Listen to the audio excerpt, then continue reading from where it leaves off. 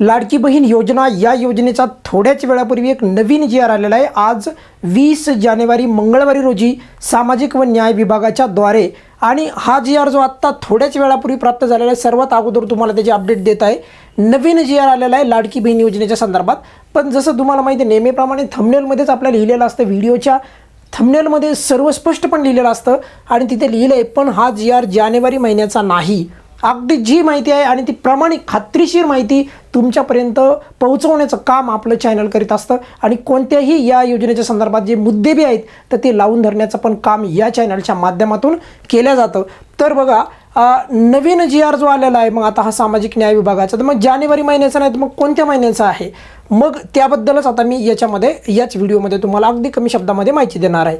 पहिल्यांदा इथे तारीख बघू शकता, कोणत्या तारखेला जी आर आलेला आहे बघा, इथे स्पष्ट लिहिलेलं आहे 20 जानेवारी 2026, म्हणजे आज थोड्या वेळापूर्वी आलेला आहे। कोणत्या विभागाचा आहे? सामाजिक व न्याय विभागाचा जी आर आहे।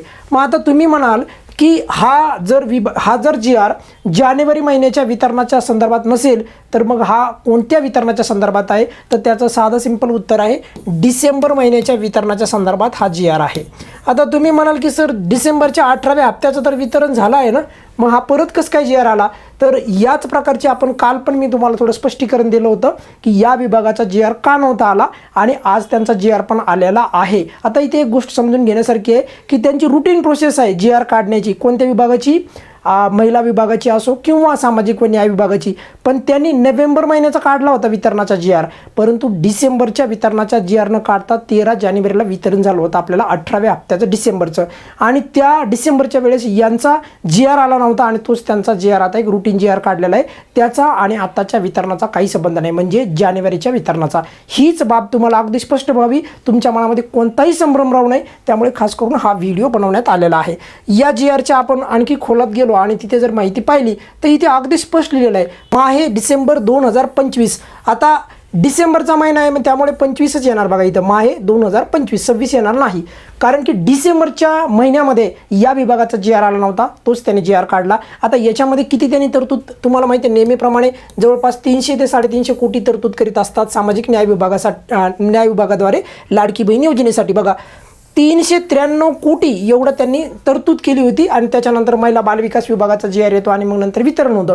पण यावेळेस 13 जानेवारीला तसं न होता डायरेक्ट वितरण झालं होतं, तर त्याची ती रुटीन प्रोसेस आहे। आता त्यांचा पोर्टलवर अशा प्रकारचा एक जी आर आलेला आहे आणि त्याचा आणि आपल्या जानेवारीच्या हप्त्याचा काहीही संबंध नाही। आता राहिला मुद्दा की मग यांचा परत जी आर येऊ शकतो का परत आणखी? तर त्याचं उत्तर आहे होय, या महिन्याच्या शेवटी परत एक जी आर यांचा येऊ शकतो, या जी आरचा काही संबंध नाही। याच्यामध्ये आणखी एक मुद्दा तुम्हाला इथे स्पष्ट करू इच्छितो, तो म्हणजे की हे जे जवळपास 400 कोटीची रक्कम आहे, 393 कोटी ज्या लाडक्या बहिणींना डिसेंबरमध्ये पैसे मिळाले नाही आणि त्यांच्यासाठी ही वाढीव तरतूद करण्यात आलेली आहे का? तर त्याचं उत्तर पण आहे नाही। ही एक रुटीन प्रोसेस होती। हीच बाब तुम्हाला इथे या व्हिडिओच्या माध्यमातून अगदी कमी शब्दामध्ये आज 20 जानेवारी 2026 रोजी आलेल्या जी आरचं जे काही याच्यामध्ये काय गोष्टी सांगितलेल्या आहेत ते तुम्हाला कमीत कमी शब्दामध्ये कळावं, हे तुम्हाला या व्हिडिओमध्ये अगदी स्पष्टपणे थंबनेलवर सांगितल्याप्रमाणेच लिहिलं आहे।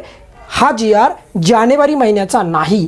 कोणता जी आर? आत्ता जो मी तो व्हिडिओमध्ये दाखवलेला आहे थोड्या वेळापूर्वी जो जी आर आपल्याला प्राप्त झालेला आहे सामाजिक व न्याय विभागाचा, तो। आता राहिला मुद्दा की मग आपल्याला जी आर कधी येणार? परत सांगतो आहे, या विभागाचा जी आर या महिन्याच्या अंती येईल, तेव्हा आपल्या चॅनलवर सर्वात अगोदर तुम्हाला अपडेट देण्यात येईल। काही काळजी करू नका। काही अडचण असेल तर नेहमीप्रमाणे व्हिडिओच्या खाली कमेंट्समध्ये विचारू शकता।